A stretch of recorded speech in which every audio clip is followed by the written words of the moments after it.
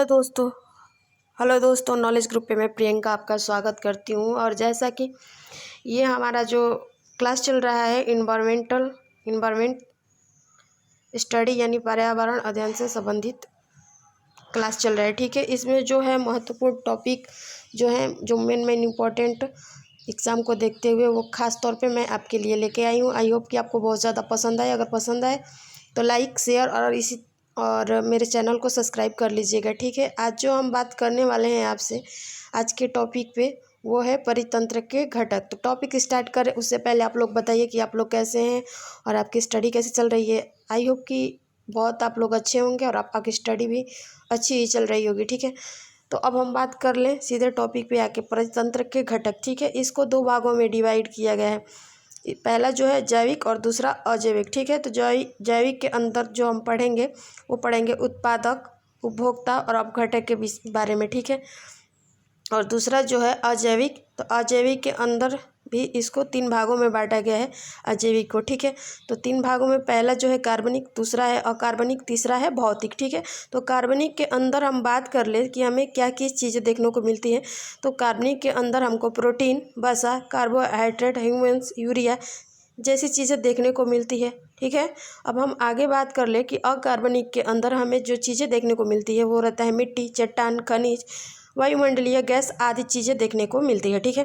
तीसरा बात कर ले भौतिक, तो भौतिक के अंदर जो है भौतिक जगत में क्या चीज़ें देखने को मिलती है। तो वायु है, आर्द्रता है, तापमान है, प्रकाश है, वायुमंडलीय दाब आदि चीज़ें देखने को मिलती है, ठीक है।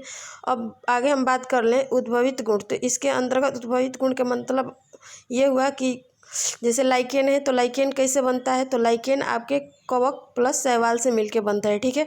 इसी तरह आगे हम बात करने वाले हैं प्रवाल के बारे में। तो प्रवाल जो बनता है शैवाल प्लस कोलेस्ट्रॉल से मिलके प्रवाल आपका बनता है, ठीक है। ऐसे ही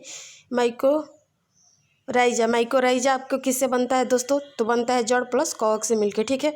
यहाँ तक आपको चीज़ें समझ में आ गई होगी। अब इम्पोर्टेंट जो है बात आपको एक मैं बताने जा रही हूँ कि शुष्क स्थानों पर प्राप्त चट्टानों पर वायु प्रदूषण से सूचक लिटमस पेपर रोसेला नामक लाइकेन से बनता है। बहुत बहुत महत्वपूर्ण और इम्पोर्टेंट चीज़ है दोस्तों।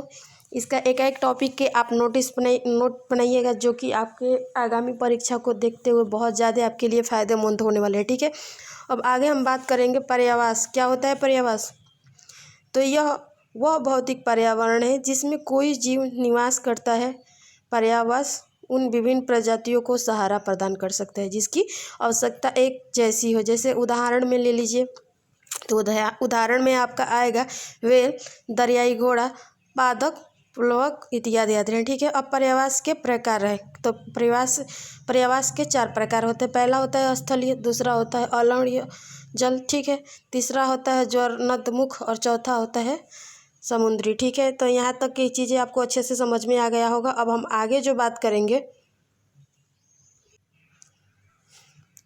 तो दोस्तों आगे जो हम बात करेंगे प्रकाश संश्लेषण के बारे में बात करेंगे। किसके में, फोटोसिंथेसिस यानी प्रकाश संश्लेषण के बारे में कैसे होता है, ठीक है।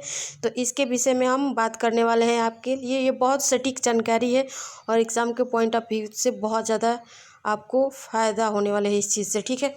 तो पहली बात कर ले कि हरे स्वपोषी पादप प्रकाश संश्लेषण द्वारा खाद्य संश्लेषण करते हैं, ठीक है। दूसरा है कि इस प्रक्रिया में पौधे CO2 का ग्रहण व O2 का उत्सर्जन करते हैं। परिणाम स्वरूप वायुमंडल में O2 की पूर्ति होती रहती है और CO2 ग्रहण होने से वायुमंडलीय संतुलन बना रहता है, ठीक है। अब हम आगे बात करने वाले हैं कि वनों की अंधाधुंध कटाई के चलते यह संतुलन क्या हो रहा है, बिगड़ता जा रहा है, जिसकी परिणति वैश्विक तापमान और जलवायु परिवर्तन के रूप में देखने को मिल रहा है। कहने का मतलब है ये कि अंधाधुंध पेड़ की कटाई की वजह से हमारा पर्यावरण जो है दोस्तों बहुत ज़्यादा, जैसे तापमान में वृद्धि, जलवायु में परिवर्तन देखने को प्रतिदिन आपको और हमको मिल रहा है, ठीक है। अब आगे बात कर रहे हैं कि सूर्य यानी सन, ठीक है। तो सूर्य जो होता है प्रकाश संश्लेषण सब प्रकृति में उपलब्ध होता है। मानव इसका प्रयोग करते हैं, ठीक है। मानव प्रयोग करते हैं, ठीक है। आगे बात कर ले कारक इसका क्या होता है ब्लैकमैन के अनुसार। तो इसमें कार्बन डाइऑक्साइड, CO2, जल H2O, सूर्य का प्रकाश, तापमान और पर्णहरित क्लोरोफिल होता है। ठीक है, तो ये सब चीज़ें मिलती हैं तब जाके हमारा प्रकाश संश्लेषण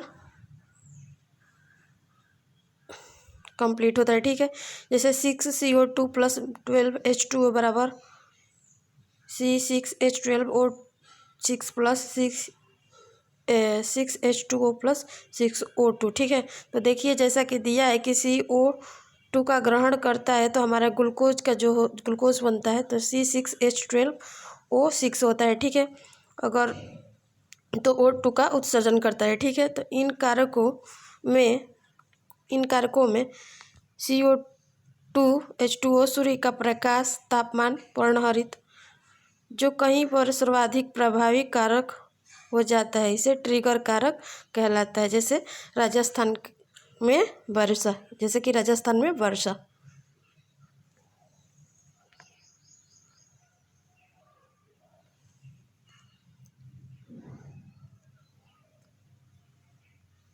अब हम बात करेंगे कि खाद्य स्तर पर।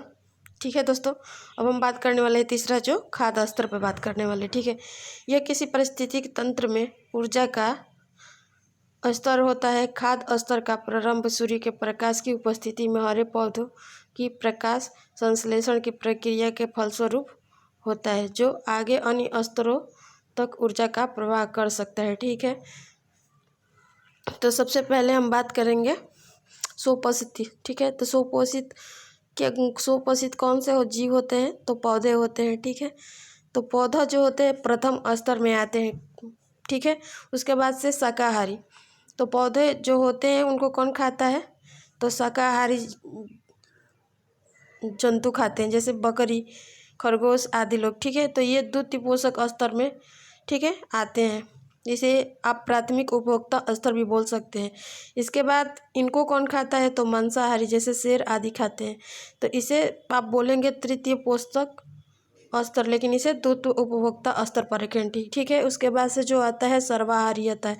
सर्वाहारी में मनुष्य भी आता है। ठीक है, जो कि सब चीज़ खाता हो, जैसे मांस भी खाता हो और हरा पेड़ पौधे भी, जो साग पात होता है सब वो भी खाता हो। ठीक है, तो इसे चतुर्थ पोषक स्तर पर रखेंगे और तृतीय उपभोक्ता स्तर पर रखेंगे। ठीक है, अब प्रत्येक कुछ इम्पोर्टेंट फैक्ट्स है उनके बारे में हम जान लेते हैं कि प्रत्येक आहार स्थानांतरण में ऊर्जा का लगभग 80 से 90% क्षवित होता। अब बात कर ले आगे तालाब में भोजन की श्रृंखला कैसी होती है। ठीक है, तो पहले पादप प्लवक होते हैं, उसके बाद प्राणी लवक होते, फिर कीटाणुओं का लार्वा, फिर छोटी मछलियाँ, तब जाके बड़ी मछलियाँ। ठीक, उसी प्रकार मनुष्य भी होता है।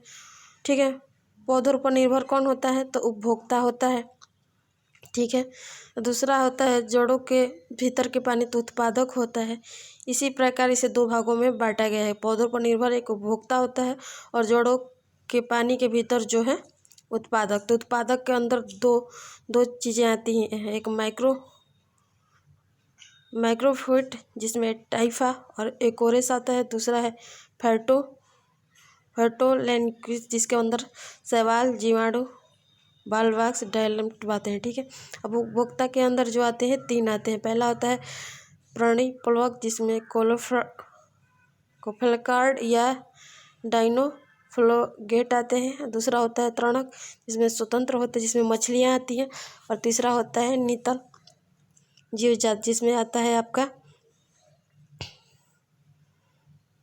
मलिक्यूलस या एनिलिडस। ठीक है,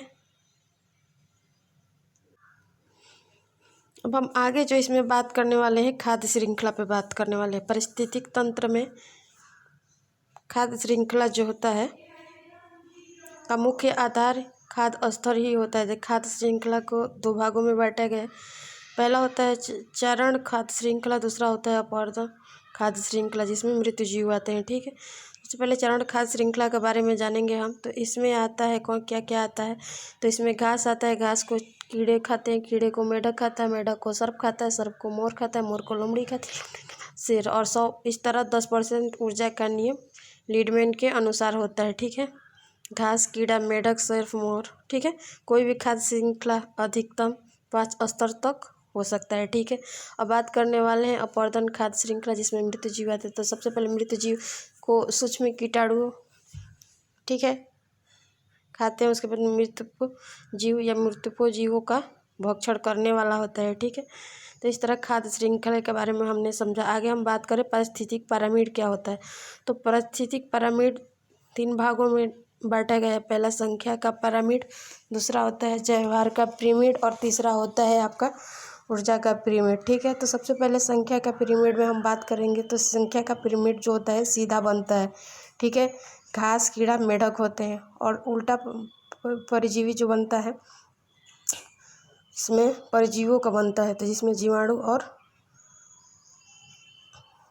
ठीक है आते हैं। ठीक है, आगे जो बात करने वाले हैं जैवभार का पिरामिड जो, तो जैवभार का भी पिरामिड 2 तरीके से बनता है, एक सीधा बनता है एक उल्टा। तो सीधा जो बनता है उसमें घास, कीड़े, मेढक आते हैं, और दूसरा उल्टा जो बनता है वो तालाब में मछली और भी चीज़ें आती हैं। ठीक है, ऊर्जा का पिरामिड सीधा बनता है। कैसे बनता है? तो सीधा, कारण ऊर्जा के ऊपर जाने पर उसका ह्रास होता है। तो इसमें मेढक, कीड़ा, घास आते हैं। ठीक है, अब हम आगे बात करें इसमें, तो आगे जो बात करने वाले हैं, पारिस्थितिक पिरामिड स्तर को एक मॉडल के द्वारा समझाने की कोशिश है। किसी भी पिरामिड में कुल 4 से या 5 स्तर होते हैं। तालाब में जैवभार पिरामिड सदैव उल्टा बनता है। ठीक है, और ठीक है, आगे हम बात करें तो एकोटोन और कागर का प्रभाव। 2 भिन्न सजीवों के मध्य संक्रमण क्षेत्र को एकोटोन कहा जाता है, और किसी तनाव क्षेत्र की अनोखी विशेषता जैसे पशुओं की जनसंख्या, पौधों की किस्म आदि का कारगर प्रभाव कहा जाता है। तो देख लीजिए जैसा कि इसमें पिरामिड बनाया गया है एकोटोन से रिलेटेड। ठीक है, फिगर, इससे आप आसानी से समझ सकते हैं। अब आगे हम बात करें कि एकोटोन और कारागार का प्रभाव क्या है। तो एकोटोन और कारागार का प्रभाव है वन व घास के मैदान के मध्य जैसे उल्लू। दूसरा है कि सॉफ्ट बॉटम व हार्ड बॉटम के मध्य। ठीक है, तीसरा है ज्वारांतमुख और चौथा है आर्द्रभूमि। ठीक है, आगे हम बात करें कि जीव की उत्पत्ति क्रम पे पहले मछली, फिर एम्फीबिया, फिर सरीसृप, फिर पक्षी, उसके बाद से स्तनधारी आते हैं। ठीक है, अब संयोजिता की बात करें तो इसमें लता आता है, अधिपादप आता है, अधिजंतु आते हैं। ठीक है, आगे जो बात करें सहजीविता पहला था, तो दूसरा ये सहयोजिता और दूसरा है सहजीविता। इसमें लाइकेन, मैक्रोराइडा और पशु रेत व जंतु प्रकीर्ण आते हैं। ठीक है, अब कुछ इंपॉर्टेंट फैक्ट है जो कि आपको दिखने को मिलेगा। तो परिजीविता में आता है जोक। परिजीविता में क्या आता है? तो जोक आता है। परम भक्षण में कीटभक्षी पौधों जिसमें नाइट्रोजन के कारण होता है। ठीक है, आगे इंपॉर्टेंट फैक्ट है जैसे समुद्री वातावरण में मुख्य उत्पादक जो होता है पाद प्लवन होता है, और पारिस्थितिक चक्र में तत्वों का चक्रण जैव चक्र होता है। ठीक है, तो आज की वीडियो यहीं तक। आई होप कि आपको बहुत ज़्यादा पसंद आया होगा मेरे प्रिय मित्रों।